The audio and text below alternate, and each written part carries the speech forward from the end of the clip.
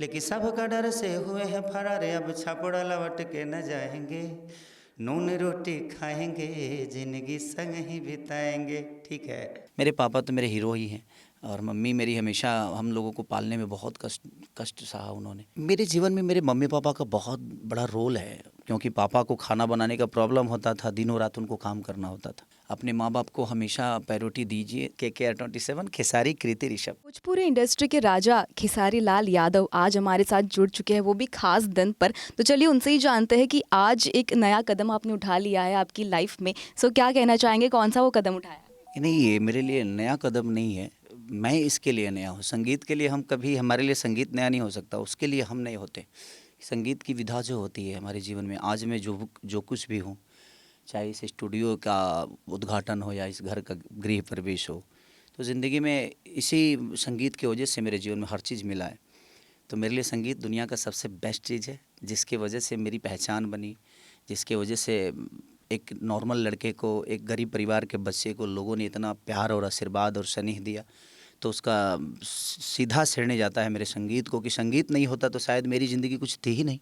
मैं भी एक आम इंसान की तरह कहीं ना कहीं नौकरी करता या कहीं जॉब करके अपने जीवन को चलाता। तो मेरे लिए ये बहुत बड़ा उत्सव की तरह है कि अपने अपने दम पे नहीं, लोगों के प्यार के दम पे मैंने ये सारी चीज़ें की। क्योंकि पहले कहीं अलग स्टूडियो में जाके गाना पड़ता था और फैमिली से दूर रह के रहना पड़ता था मुझे।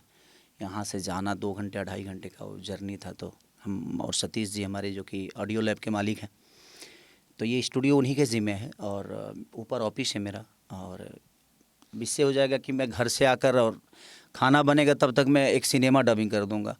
पहले होता था कि खाना बन रहा था तो आदमी कुछ नहीं कर रहा है, उसी बीच में मेरा काम हो जाएगा। तो मेरे लिए सतीश जी से मैंने बात की, तो उन्होंने बेचारे बोला कि ठीक है, मैं ऑडियो लैब का।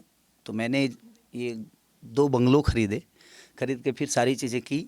फिर मैंने सतीश जी को 2 मंजिल दे दिया कि हाँ आप करिए, बाकी के 2 ऊपर का मैं रख लिया। तो जब आप देखते हैं कि बहुत एक नई शुरुआत की है आपने, और आप कितना प्राउड फील करते हैं? ऑफ कोर्स आप काफ़ी प्राउड फील करते रहेंगे। सारे जो फ्रेंड्स हैं आपके और फैमिली जो है आपको बधाइयाँ देने के लिए आते हैं, वो पल था जहाँ पे आपने बहुत स्ट्रगल किया यहाँ तक पहुँचने के लिए, और आज आप यहाँ पे हैं। सो क्या कुछ मोमेंट्स जो है आपको याद आते हैं? मेरे जीवन में मेरे मम्मी पापा का बहुत बड़ा रोल है। मेरे सबसे बड़े आइकॉन देखिए, मेरे जीवन के सबसे बड़े खुश में मेरे चाचा मेघनाथ यादव, मेरे पापा मंगरू यादव, मेरी माँ मधुद्रा देवी। तो इन लोगों का जो योगदान है, और मैं कुछ भी बेहतर करता हूँ या कुछ भी अरजता हूँ, तो इनका रहना मेरे लिए बहुत सुखदायी होता है। मुझे लगता है कि मैंने अपने जीवन में कुछ तो किया है जो कि मेरे मम्मी पापा को, तो मेरी खुशी तो हर जगह, क्योंकि मैं लोगों की खुशी के लिए काम करता हूँ, लेकिन मेरी खुशी अपने मम्मी पापा और चाचा के रहने से होता है। और मैं हमेशा कोशिश यही करता हूँ कि मैं जो कोई भी काम करूँ तो मेरे माँ बाप और मेरे चाचा जो कि मुझे बहुत प्यार किए, बचपन से मुझे पाले पोसे बड़ा किए।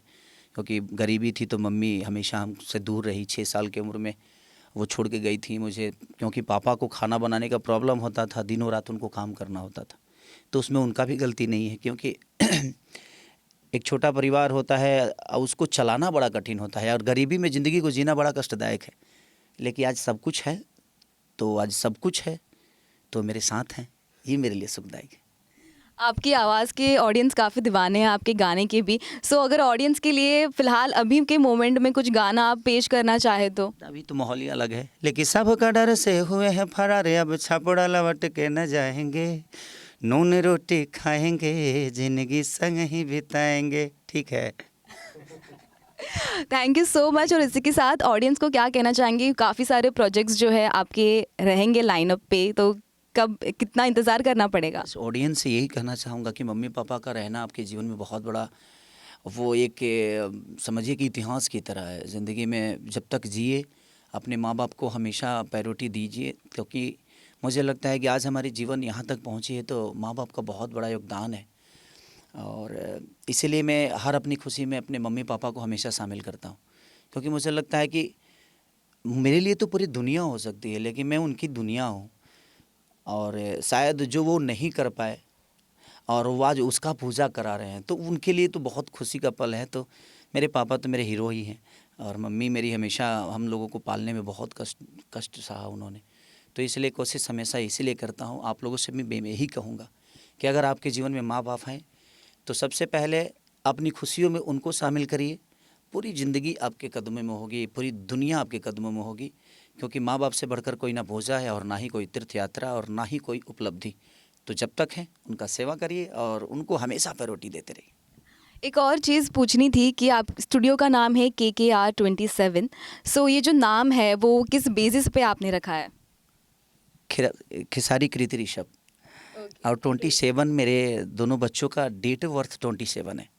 कृति का भी 27 ही है और ऋषभ का भी 27 ही है और मेरे लिए 3, 6, 9 लक्की भी होता है। तो दोनों बच्चे मेरे 27 को ही आए हैं और मैं 15/3/1989 से मेरा जन्म हुआ है। तो मेरे लिए 3, 6, 9 का आंकड़ा भी है और मेरे बच्चों का भी जन्म 9 में ही है। तो इसीलिए KKR27 कंपनी का नाम है मेरा और ऑडियो लैब दोनों ज्वाइंट में है। तो KKR27 स्टूडियो नहीं है, ऑडियो लैब स्टूडियो है। ये जो आप रिकॉर्डिंग और मेरा ऑफिस है 27 KKR27 जो 3rd फ्लोर पे है। तो बस इसलिए मैं रखा हूँ कि हम तीनों एक ही साथ आ गए, KKR27 Khesari Kriti Rishabh. Thank you so Thank you much. so much.